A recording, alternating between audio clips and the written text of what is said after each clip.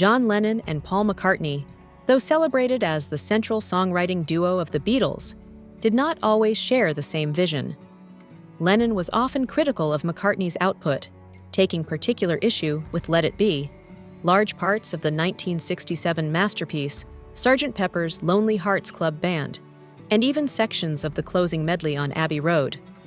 McCartney once admitted that throughout their time together, Lennon had only openly praised one of his compositions.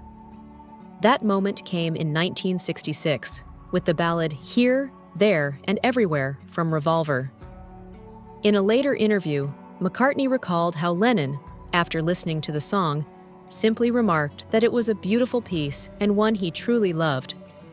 For Paul, that rare compliment was so meaningful that he carried the memory with him decades later, even if he found it a little sad that it happened only once. Interestingly, McCartney confessed that he himself was far more generous with praise. He often told Lennon how much he admired his songs, though he admitted he usually needed a drink or two before being able to express it freely.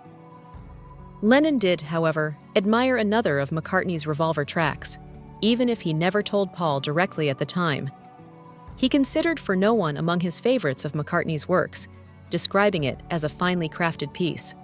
The song is a poignant exploration of heartbreak.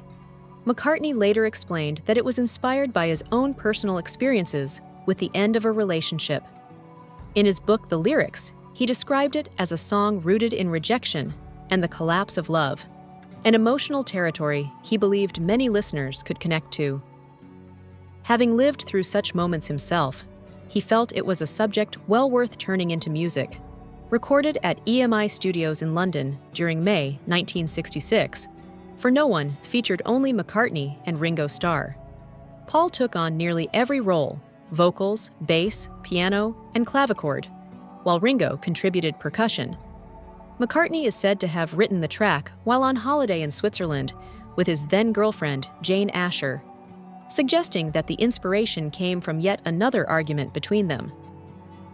Reflecting further in the lyrics, McCartney described the painful reality of breakups. The moment when someone you once loved deeply suddenly feels like a stranger, as though the affection had been switched off.